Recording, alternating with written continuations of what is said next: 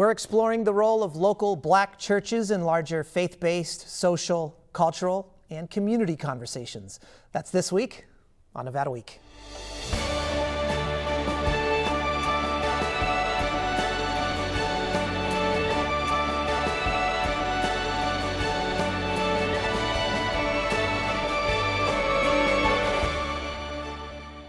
Support for Nevada Week is provided by Senator William H. Hernstadt and additional supporting sponsors.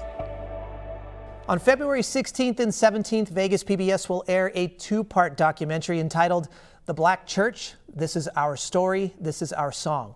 Now, this documentary will provide an in-depth look at how Black churches helped shape African American culture and history across the nation. Now, of course, Black churches in Las Vegas, or churches that predominantly serve African American congregations, share similar parallels to this storied history.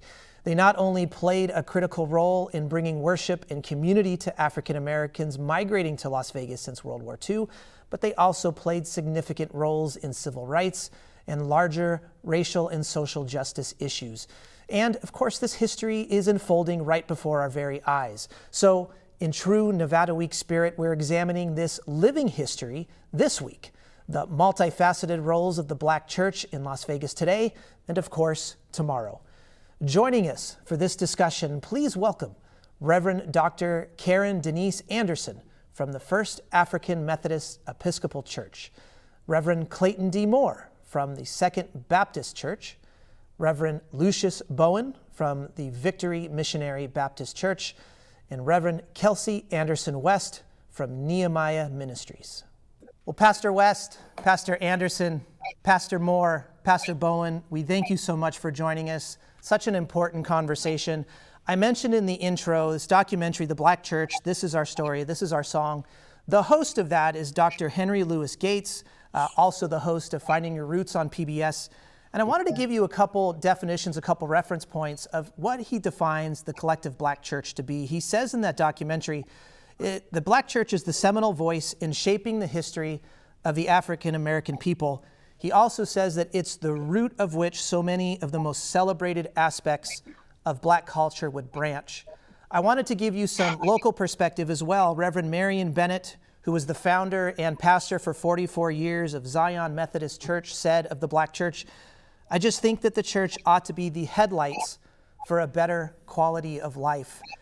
Pastor Moore, I wanted to start with you. If we take this context here in Las Vegas today, is it valid to reference the Black church in similar ways?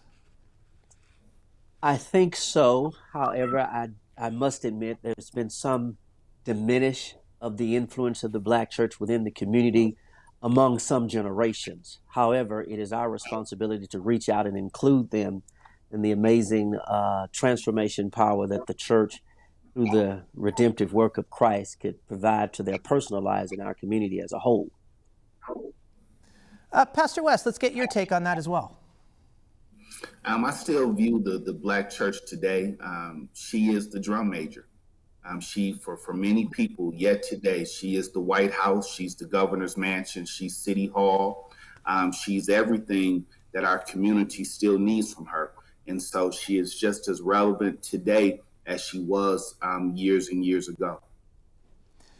Pastor Anderson, of course, we want to talk about the collective Black church is inclusive to a lot of different faiths and religions, not just Christian-based, of course, here. That was very reflective of how our community has diversified quite a bit. Can you give us some perspective on how the Black church collectively, again, has maybe diversified in other ways? Well, I think what it is we have begun to reach out and understand the power of collaboration and working collectively across faith tradition. I think that is part of, I think here in Las Vegas, there is an interfaith group that works together as we seek to gain more understanding of one another. And that way we are more likely to work positively to affect change within our community. Pastor Bowen, let's talk a little bit about diversity of your congregation here too. Your church, Victory Baptist Church, is in West Las Vegas. Have you seen the demographics of your parishioners change over the last several years? To some degree, we have, but we've also made a conscious effort to not reach just the Black community, but other communities as well. My mentor, Dr. Robert E. Fowler Sr., who passed last year, was a huge advocate of not just reaching one type of demographic, but everyone, because it's our duty as Christians to win souls and not colors. Yeah, if you could talk a little bit more about that, Pastor Bowen. As you mentioned, Pastor Fowler, 24 years as the pastor of your church. And then let's put this into context here, right in the middle of COVID. He passes away suddenly in May of 2020. You're dealing with the loss, but then of course you're trying also to transition, I would assume, the church into kind of a rebirth or a new path itself. How do you balance both of those things in this larger bubble of the challenges of COVID? We were fortunate enough under his leadership that he had the foresight of, we actually have our services online, but we were previous to COVID having our services online as well as live in the church structure. So we were kind of ahead of the game in that aspect. Our church has pretty much remained the same as far as what he had placed as far as our leadership was concerned and our vision. But we are actively now trying to pursue another pastor to take leadership over Victory. But because of COVID, it's caused a delay because naturally you want your congregation to physically meet and greet potential pastors to kind of get a feel for them. And trying to do that online is just not ideal. But we do have a pastoral search committee that is actively trying to locate a pastor or potential pastors for us. Yeah, and I mean that's so reflective of the challenges you have, not only in doing your daily work, but when you're looking for something like a new pastor and the challenges that COVID can provide there. Pastor Moore, I wanted to come to you. Second Baptist Church, how have you been faring since the onset of COVID here? I think we've done well. In fact, there's been some growth in this COVID-19 experience virtually. Mass media, radio, things of that nature. So how we do church has changed.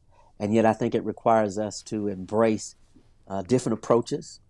It also requires us to try to be as tech savvy as we can to involve more mass media, social media, and things of that nature.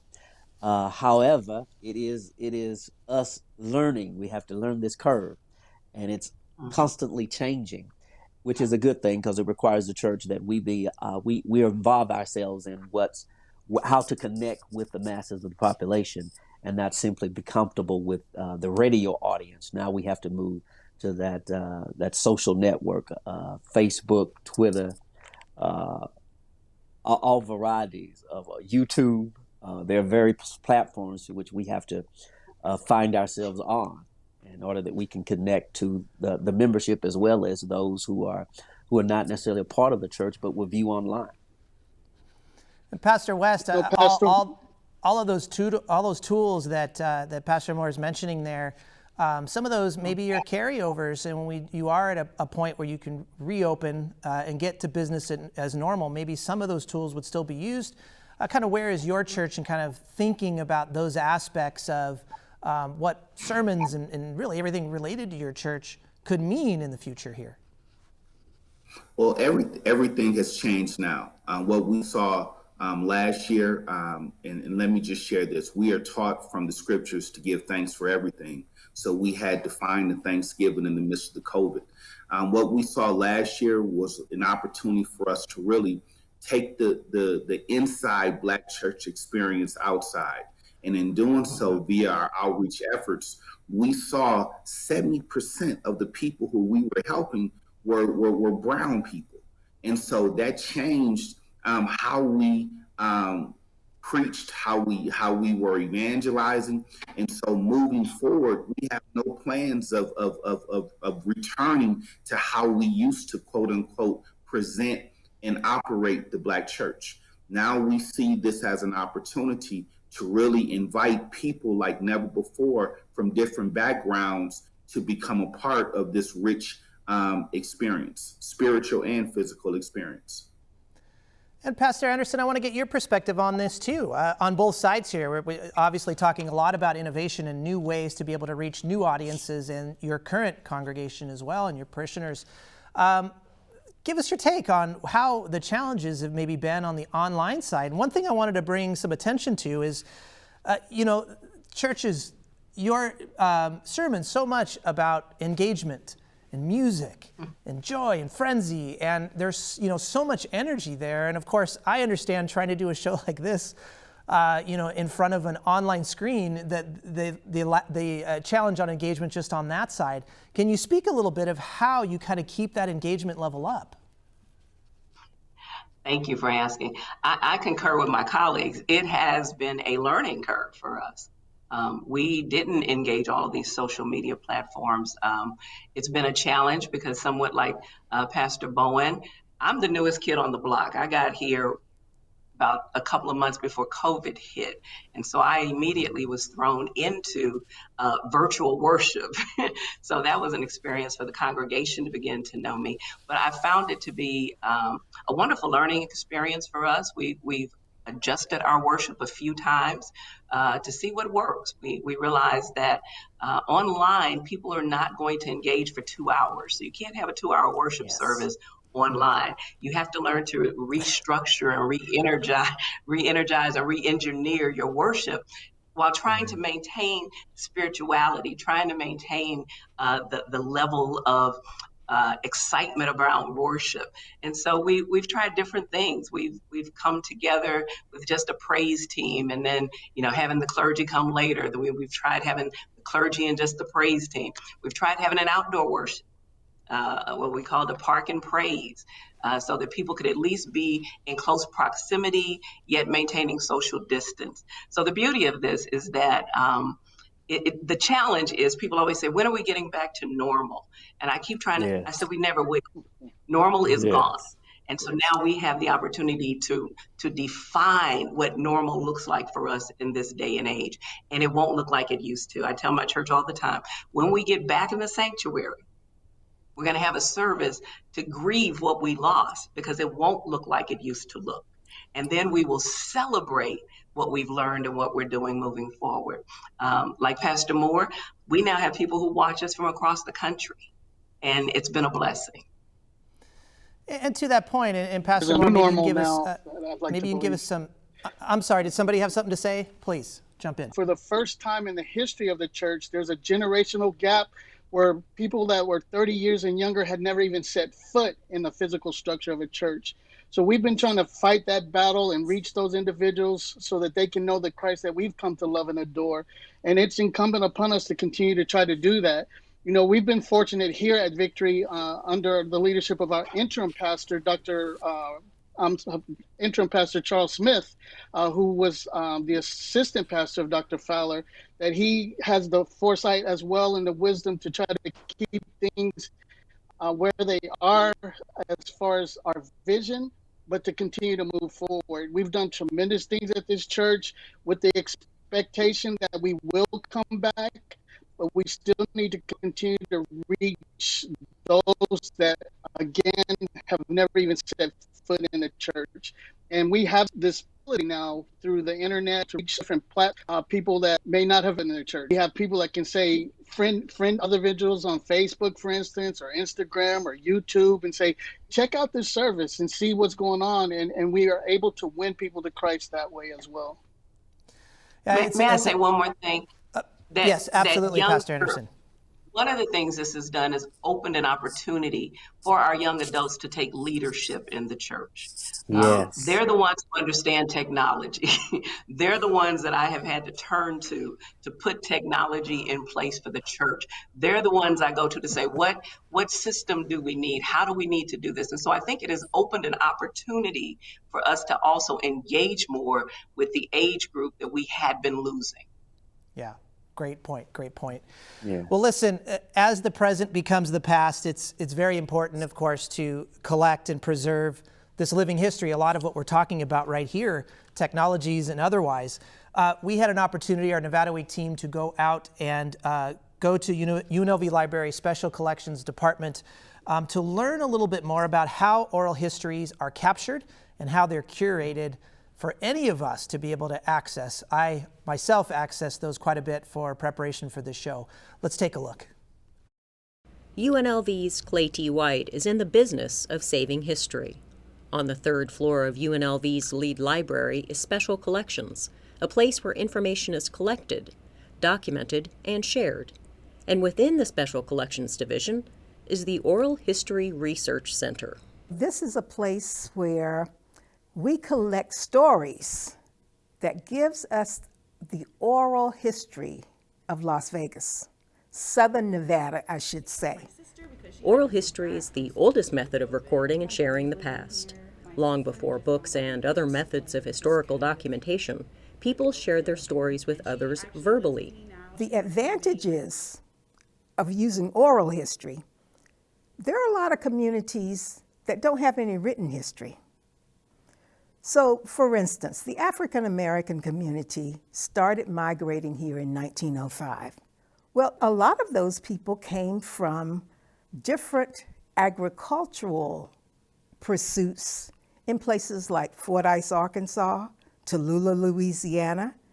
So those were not the kind of people who had the time to write down their story.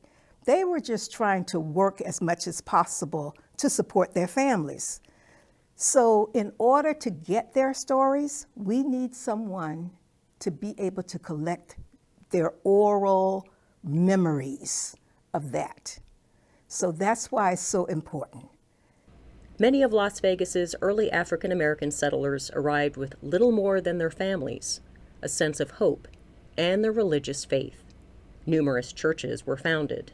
When you are living in a system of systemic racism, one of the things that you have some control over is the spiritual life. So you find a lot of churches in the African American community. It's a place of freedom. When you don't have any other place of freedom, the church is that place. We still see in this small African American community here, the historic West Side, on a Sunday morning, we still see 18,000 people attending church in that area. And that's thousands of African American Las Vegans continuing a quest for a rounded spiritual life in Sin City. For Nevada Week, I'm Heather Caputo. Well, thank you very much, Heather, for that clip. That was great, and I wanted to take a deeper dive in two things that Clay T. was talking about there. First off, her comment about systemic racism and the role of the church. Of course, she mentioned the freedom the church gives. I wanted to talk a little bit about one of the other roles that has been prominent collectively in Black churches is, of course, civil rights movements and becoming a hub, an epicenter for racial injustice conversations and actions. I pulled this right from one of those oral histories again. This was Reverend Marion Bennett commented, and granted this was in 2004 when this interview took place, but he commented and said that churches today are for the self, they're too selfish to lead and be leaders in racial injustice conversations. There are scholars that have said similar things post-civil rights, that the church has lost its capacity to mobilize for reform. There are scholars that are saying the opposite and saying the Black church is very much alive in these racial injustice conversations. I wanted to get your take on that. And Pastor Moore, let's start with you. What's your take?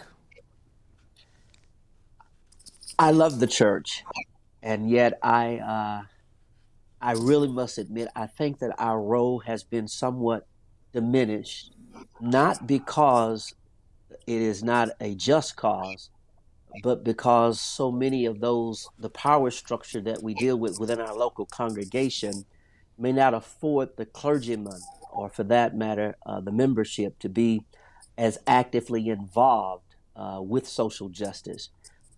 Contrary to popular belief, Dr. King, Gardner Taylor, and Caesar Clark was removed from fellowship from the National Baptist Convention during the Civil Rights Movement. So it's not a new phenomenon that the church does not rise to its occasion. It's just the idea that once it has started, we need to continue that movement. The method that we use may differ so much. I believe that we'll just take on Monday mornings, there will be billions of dollars deposited in financial institutions where many of our membership cannot even be afforded the opportunity for a home loan. They'll give you the loan for a depreciating liability, but not for an appreciating asset. So I think the church, being the most financial and the most powerful institution as it relates with money, we need to be better stewards of God's people's resources to impact the standard of living as it relates to our membership receiving the opportunity for financial growth and development. We go and deposit money in banks as a member, and no one in that bank looks like you. I think that's a problem, and I think the church needs to take a stance on that. It's convincing the membership that the holistic approach to the ministry of the church should not simply be involved on worship on Sunday morning. We also have to be willing to be present in the boardroom on Monday, or for that matter, in the classroom, or for that matter, on the plant floor. That our Christian representation does not stop on Sunday morning worship, but impacting the society around us. Pastor West, I wanted to come to you. A great point Pastor Moore is making there. We're talking about systemic racism here. This is something we have talked about a lot on Nevada Week, is a lot of that leads to the wealth gap as being one of the most restrictive pieces. We're talking about systemic racism. How much of a focus is that in your particular church, too, of empowering your parishioners, your congregation, then to look at things like wealth growth as being one of the ways of overcoming something like systemic racism? Yes, scriptures teach us there is nothing new under the sun. And so last year, I really felt like we were back in the mid 60s. And I felt like God was grooming us to be Dr. King, and who would have to sit with President Johnson at that time and fight for the rights of our people.